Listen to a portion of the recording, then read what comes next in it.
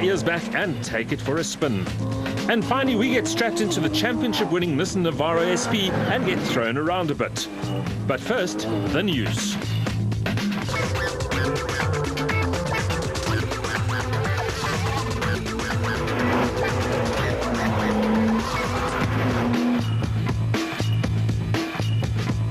Just to recap, Fly It Off-Road, Spike takes a spin in the Nissan Navara SP. I've always thought that out of all the racing drivers in the world, rally drivers have to be the most skillful, probably because they've got the most to lose. When circuit racers make a mistake, they've got runoff areas. Rally drivers have got trees and rocks and sheer cliff faces.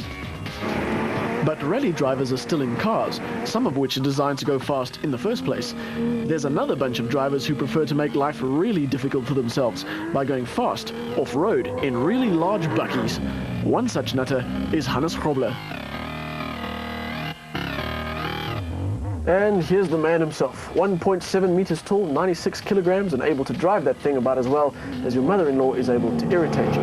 That is to say, very well indeed. And behind every great rally driver is a man shouting instructions at him.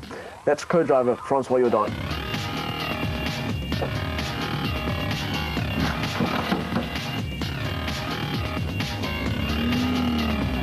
They drive the Navara SP for Nissan Motorsport in the ABSA Off-Road Championship. How's that for a cool job? Like a lot of employees, they share an office, and the job is a lot easier if they get on. Guys, does it help to have a friendship off the track? Does it make you a stronger rally team? Definitely, we do it professionally, but yeah, to do long distance running like this for 10 hours a day, to be friends, it helps. I mean, how do you concentrate on what's going on? I mean, you've got things flying at you, you've got corners and straights and bumps, and how do you keep track of your notes and still bark instructions? Well, that's part of the job. My job is not to keep the car on the road, but to make sure Hannes drives on the right road. So my job is just to concentrate very hard to make sure that we don't go wrong, to tell him about all the places that can be dangerous. And that's just part of it. How long does it take you to develop that skill to listen to instructions and still keep the car in the right place and avoid obstacles on the road? It's quite easy if you've got the experience, you know, and you can't beat experience, you know. You can tell the guys, or you can teach the guys basics on this type of sport, you know, but experience you can't beat.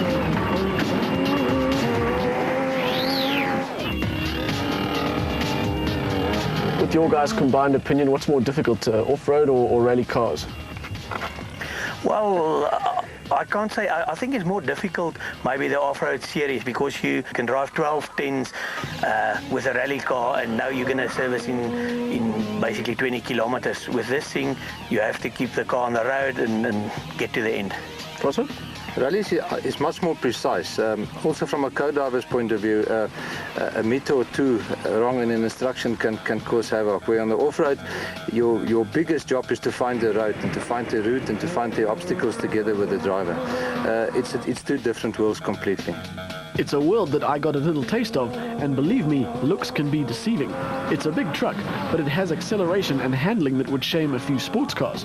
But it does have its weak points.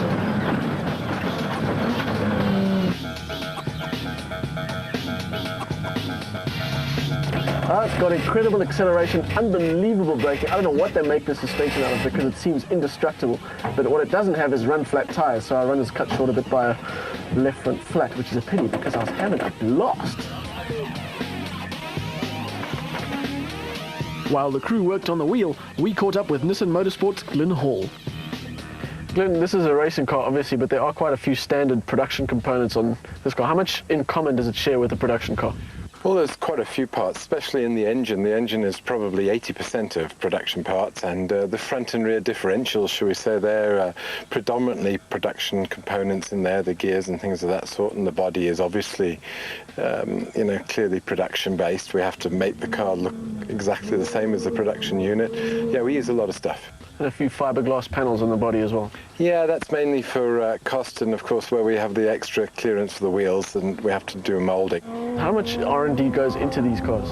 Well, the R&D, of course, is the most critical part of the success of the off-road vehicles, as in any racing program. So, yeah, we do test the components to destruction, and then we come back a little bit. If a drive shaft has got a life, should we say, of 4,000 kilometers, we know that we've run it past 5,000 or even 6,000 without failure, and then we'll change them religiously. And in between, there are certain other components which take enormous stress during the off-road conditions or racing conditions, and then we'll periodically inspect those at a predetermined period and service them, correct detect them, reassemble them and put them back on the car.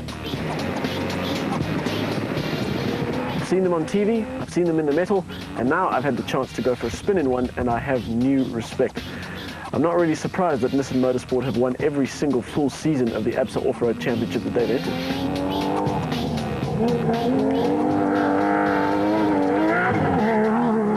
Mooi man.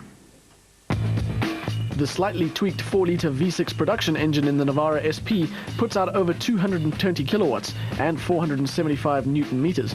Probably the scariest thing about this Navara is the price. But yes, Nissan Motorsport has sold some to international clients.